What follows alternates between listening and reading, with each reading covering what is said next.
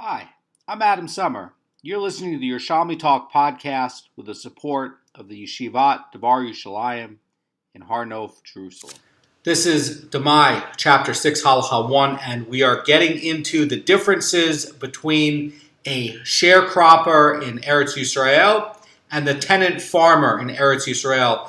There's a lot of laws to cover. One of the things that's going to be coming up with the laws of the tenant farmer was a D'Rabbanan rule that the rabbis put in as a penalty so that any tenant farmed fields in Eretz Yisrael that belonged to idol worshippers, that there would be an incentive to try to get the Jews to buy up the land. So what's going to be coming up is a heavier penalty if you're going to be doing tenant farming work for an idol worshipper in Eretz Yisrael. And the incentives are going to be such where the rabbis are going to be saying that you have to do all the tithes in that case. And basically they're putting on a penalty so that you say, oh, well, I got all this money going out that I have to separate out tithes, and I have all of the burden of the tithes, and the idol worshiping farmer doesn't have any of them. So maybe I should find a way to save money and buy up this land, and it's to try to get the land out of the hands of the non-Jews over time. And of course, we had the dispersion with the Romans and everything else, so that never came to fruition. Nonetheless, we're going to be getting into the cases of when you're farming as the sharecropper versus tenant farmer. The cases are different. A sharecropper is going to be somebody who works the land of somebody else, which, by the way, can be a Jew. And the deal is going to be a contractual deal where the owner is going to take a fixed percentage of the crop. For instance, maybe they make an agreement and the landowner will keep, say, a fifth of the crop or a third of the crop, and the guy who's doing the sharecropping will get the rest. Now, the tenant farmer is going to be different, and this, by the way, is going to be the preference for landowners in Eretz Yisrael, and that's going to be where the tenant farmer has to pay a fixed amount in the contract in order to get usage of the land, and then the tenant farmer gets to keep the rest. So the reason the landowners prefer this is because they get a guaranteed amount, and that's something that they would prefer. Now, in the case of other cases with the tenant farmer, the tithing is going to be a little bit different than the sharecropping, because tithing is generally done when the product goes to the threshing floor. And in the case of the sharecropper, the common practice is going to be to leave the landowner's portion of the crop for him to collect from the threshing floor. And the produce will be divided at the threshing floor, and the sharecropper is not going to be taking the truma, because he's basically going to thresh his own part. He's going to leave the other part for the landowner to come and do. But the tenant farmer is going to be where the tenant farmer is actually going to be separating out the truma at the threshing floor, because he has to process all of it in order to pay the rental fee. Now, what happens with the tenant farmer if he can't produce enough? Well, he has a contract, so he still has to pay a fee from somewhere. So there's a real burden, and there's a real contract. Now, we know that another thing is that you can't settle debts with tevel. You're not allowed to sell debts with tevel. So different parts of these contracts are going to be such where you're always trying to guide the behavior of the tenant farmer and the sharecropper, so they're never paying the landowner with tevel. And that's going to be, in a normal arrangement, the tenant farmer is not going to pay the landowner in tithe produce, and the responsibility on tithing in a lot of cases is going to fall on the landowner. So that's going to be something else that's going to be coming up. So the Mishnah is going to be saying that one who leases a field as a sharecropper from a Jew, from an idol worshiper, or a Kuthian, simply divides the crop before them, and that's going to be without first separating the tithes. Now, when the sharecropper is going to divide the crop, he does not first separate out the Truma and Meiser on the landowner's behalf from the landowner's portion, and he may simply give the landowner his portion untithed. However, it is prohibited to pay one's debt with tevel, and this is not a debt repayment. This is simply a transfer to the landowner of his own property. Okay?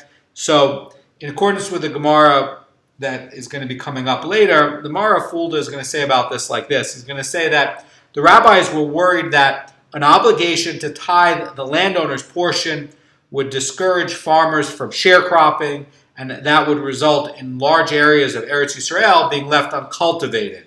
And to avoid this undesirable outcome, the rabbis absolved sharecroppers of this duty. Now, one of the other things to keep in mind is that there's always an inyan, a ruling to settle the land. That's a deraita obligation. So setting up a framework where the tenant farmers or the sharecroppers would be disincentivized to do it because of the tithing obligations, people would find other work to do, and then you would have large pieces of land in Eretz Yisrael being unsettled, and that would basically be against this Torah ruling of settling the land.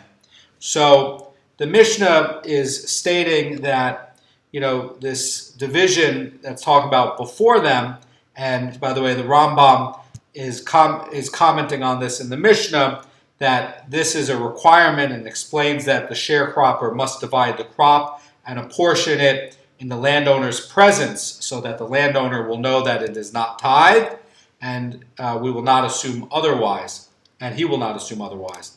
And it's necessary, even if the landowner is an idol worshiper, so that the Jews observing this transaction will know that no tithes were taken. So the Tanaim about this are going to be still in dispute when this Mishnah is written on whether the Kuthians are classified as Jews or idol worshippers, but either way, the sharecroppers of a Kuthian need not take tithes from the landowner's portion before dividing the crop. Now we get into the tenant farmer, and the Gemara is going to be talking about a tenant farmer first from the field of a Jew. This is a Jew who owns the land.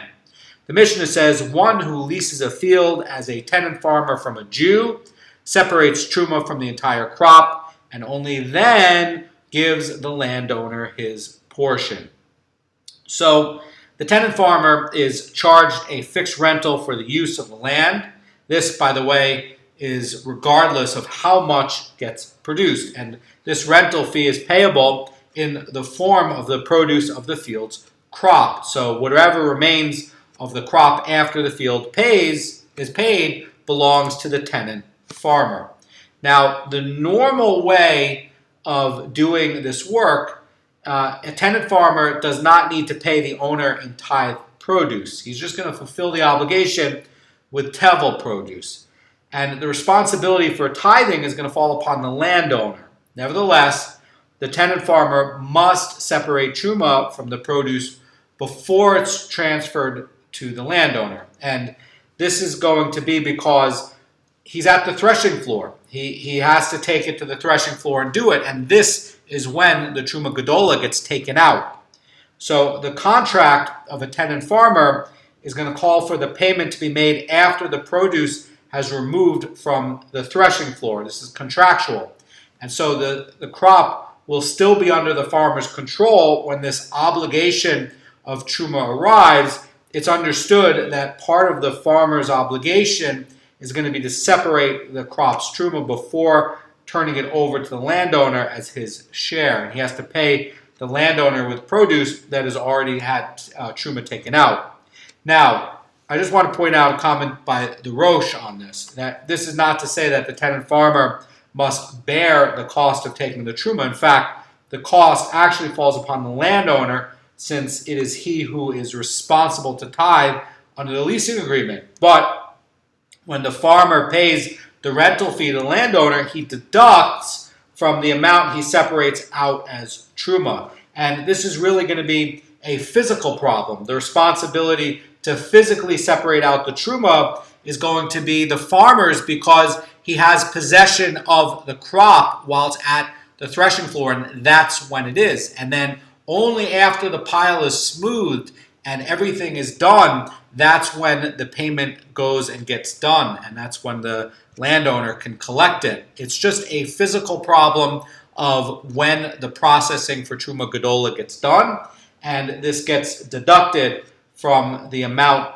in the contract. So this is really not a loss to the sharecropper. This is just a thing of physical responsibility, because it's in his possession while the pile is getting smoothed. Now, we're going to get into some other cases when you start to have the non-Jew having the possession of the land.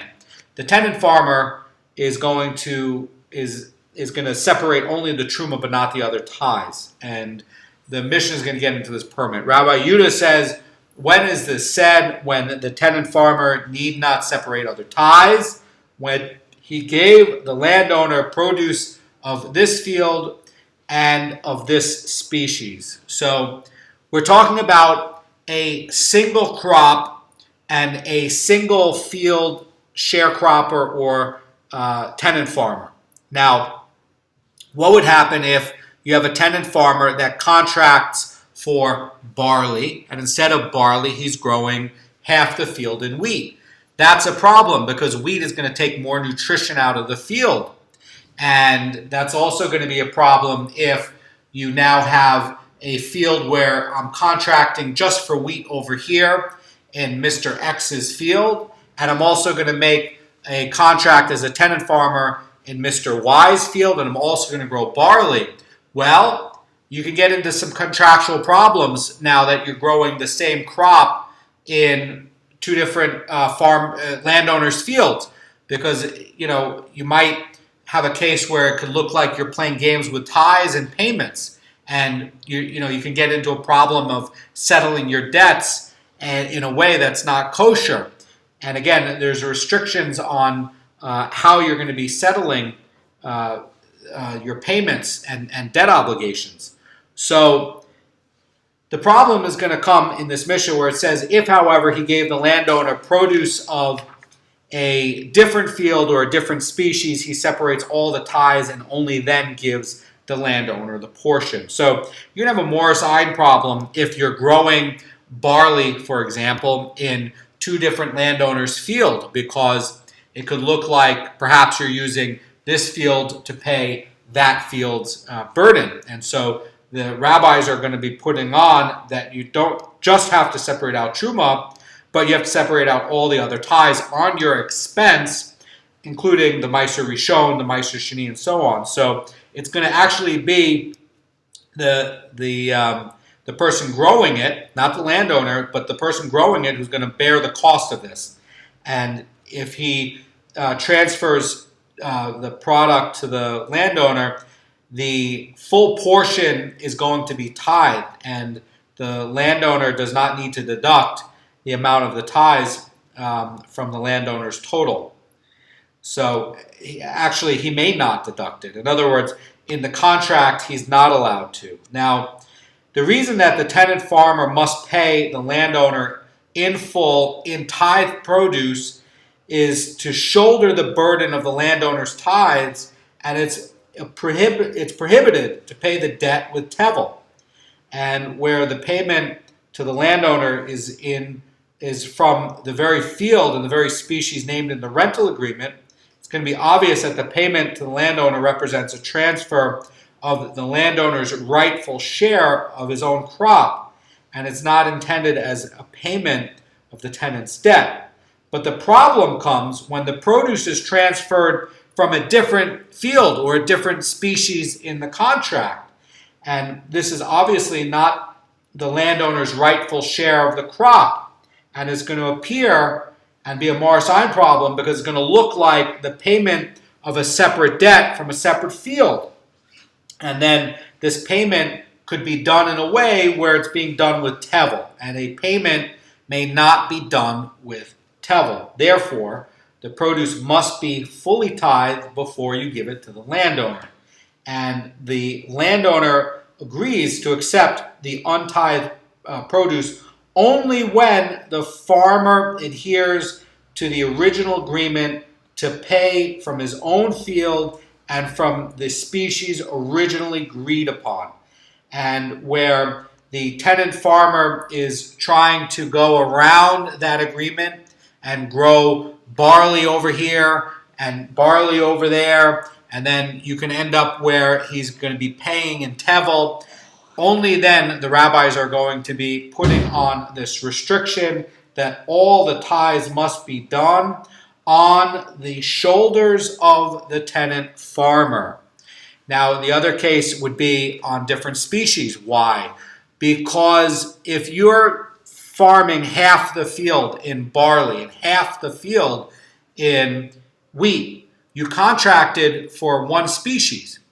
And now you're basically underpaying because the amount of barley that's going to be there to be collected is smaller. So they're also basically putting on a burden that you have to do all of the tithes for what you're paying because you are going to be underpaying and changing the contract. The Mishnah is going to go into the laws of someone who is a tenant farmer in the field of an idol worshiper. And the Mishnah says, one who leases a field as a tenant farmer from an idol worshiper separates all tithes from the entire crop and only then gives the landowner his portion. This is a case that has to do with two things. One is the sages want to make sure that people are not going to go into this kind of contract. They're not going to go be a tenant farmer for a non-Jew in Eretz Yisrael. Why? Because it's going to incentivize non-Jews to own the land here. And this is a nice type of arrangement for a landowner because you have guaranteed fees being paid. This is the preferable type of arrangement. It's not going to be a sharecrop arrangement. It's going to be the tenant farmer arrangement that's preferred. And the fees can be so high, and especially with all the tithes having to be taken out, then people are going to say, well, maybe I should try to find a way to buy this field. The other thing is that the idol worshiper doesn't separate out tithes. So what's happening is there's more produce being grown in the land, and now you have a smaller amount going to the Kohanim. And in a way, this is like theft from the Kohanim and the Levim. And if they're paying the idol worshiper in totally untithed produce, the sharecropper or the tenant farmer is effectively going to be denying the Kohanim and the Levim of these tithes. So basically what they're going to be doing is they're going to be saying you have to separate out all the tithes, and that's going to make sure that there's no loss to the tribes of the Kohanim or the Levim.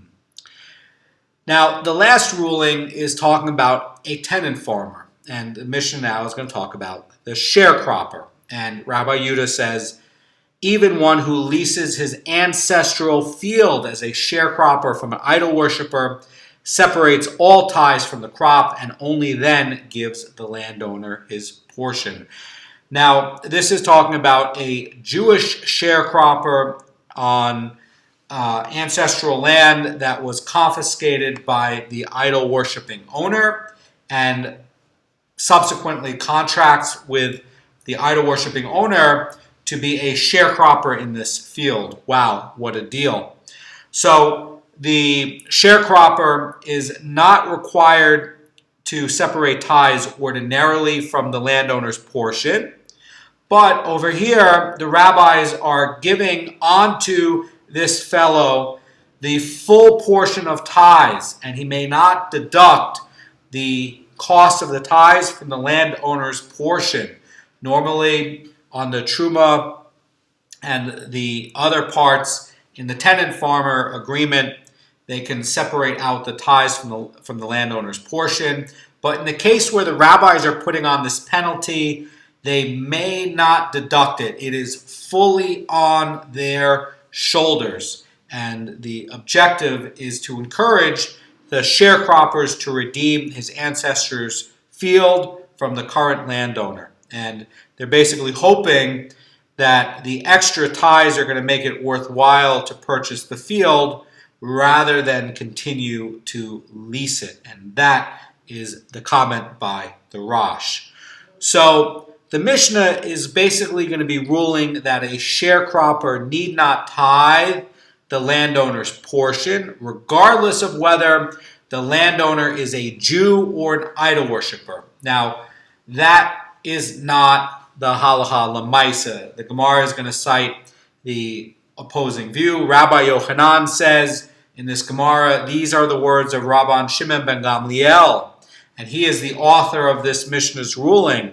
But the words of the sages are as follows. It says, if the sharecropper leases a field from a Jew, he may divide the produce without first separating the tithes. But if he leases from an idol worshiper, he first separates truma from all the produce and only then gives the landowner his portion. And why is that the case? Again, the sages are differentiating between a field owned by a Jew and one owned by a non-Jew. And where the field is owned by a Jew, basically when they're paying the produce from a Jewish farmer to the landowner who's a Jew, somebody is going to be separating out the tithes. And in this case, it's going to be the landowner who separates out the tithes. So the tribe of the Levim and the tribe of the Kohanim are going to get paid. And in the case of a non-Jewish field, the tribe of the Kohanim are not going to be getting the tithes. So why? Because an idol worshiper doesn't separate out tithes. In fact, in the Bavli and Kiddushin, it rules halacha lemaisa, they can't. Even with a Jewish agent, they can't. It is nothing. And that is the point. The point is that you are taking away from the tribe of the Levim and tribe of the Kohanim. And so you're denying, the sharecroppers really denying the Kohanim and Levim of tithes if he's going to be renting from an idol-worshipping fellow who owns the land. And so that's why they're putting all of the tithing burden onto the sharecropper. That does not come up when the landowner is Jewish, because the landowner will separate the tithes. And either way, there will be tithes of the correct amount going to the tribe of the Kohanim and the Levim. The Gemara is going to cite a Baraisa that is going to get into this dispute, and it was taught in the Baraisa, one who leases a field as a sharecropper from an idol worshiper separates truma from the entire crop, and only then gives the landowner his portion. But Rabban Shimon ben Gamliel says, what if this idol worshiper does not wish to separate truma from his produce? Is he not permitted to leave it untithed? Certainly he is. Why? Because idol worshippers don't separate tithes. So in this case, the landowner need not tithe the produce, and the sharecropper should not be able to tithe it without his consent. Rather, says this Gemara, the sharecropper divides the crop and places it before the landowner as is, without first separating out the tithes. Now here's the rule. The rule is tithing another person's produce without express consent is allowed only where there's a benefit to the owner. Okay, so in this Baraisa's case, the tithing does not constitute a benefit to the idol-worshipping owner, since he's permitted to consume the produce untithed. And therefore, the sharecropper may not tithe the landowner's share of the crop without his express consent. Now, Rabbi Kanievsky says about this, certainly he cannot be obligated to do this, And Rabban Shimon ben Gamliel is disputing the sages, and the Mishnah is recording his view. But that is not going to be the halacha l'maisa. This, coming up, is going to be the halacha l'maisa. It is quoted by Rabbi Demai, who is the teacher of Rabbi Yochanan. Rabbi Zera says in the name of Rabbi Yosei, who says in the name of Rabbi Yochanan, who says in the name of Rabbi Demai. The verse from the Torah states regarding separating truma in Bamidbar 18:28, and it says like this. It says, "You shall separate the truma," but adds an extra word in the Torah, writing, "You also shall separate truma." And the word "also" is added to include your agents. And this is to teach that just as you yourself may separate truma, so too may your agent. Now, according to Rabbi Yonai's teaching, the verse is establishing a parallel between the owner of the truma and the agent. And Rabbi Yonai extends that and says, just as you, the owners, are members of the covenant, in other words, that they are Jews, so too your agents to separate truma must be members of the covenant. They must be Jews. And basically, Rabbi Yonai is teaching that only a Jew can have his produce tithed. So even if a non-Jew, according to Rabbi Yonai, were to hire an agent who was a Jew, he can't separate out the tithes, because the tithes, according to this reading, means only from people of the covenant.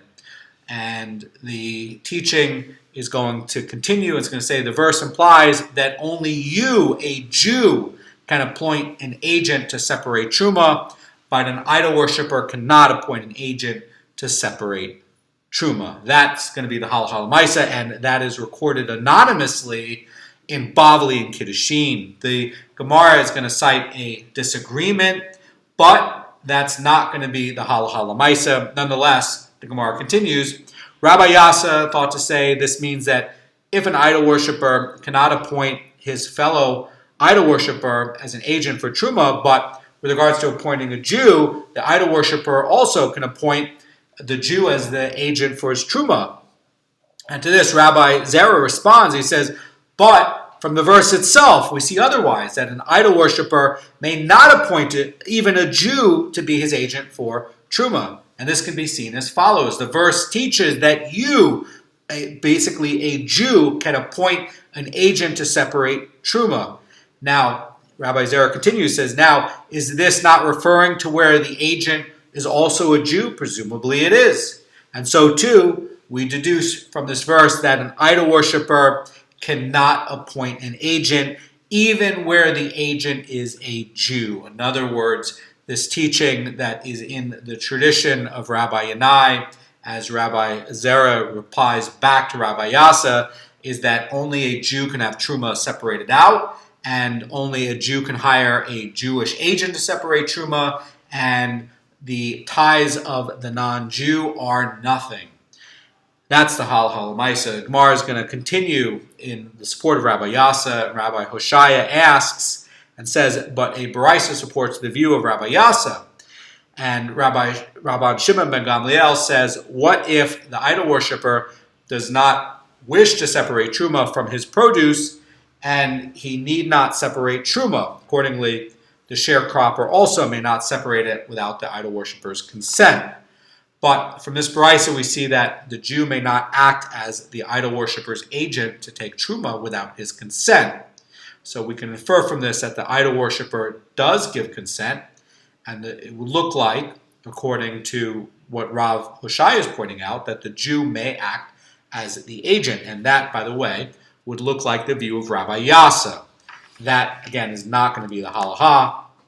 And the Gemara is going to reject this. And Rabbi Ba says, in fact, an idol worshiper cannot appoint a Jew as an agent for truma, as Rabbi Zera rules. And the Beraisa that implies this is like this. It says, in the case where the idol worshiper guides the Jew's hand, and it's as himself being involved in the truma.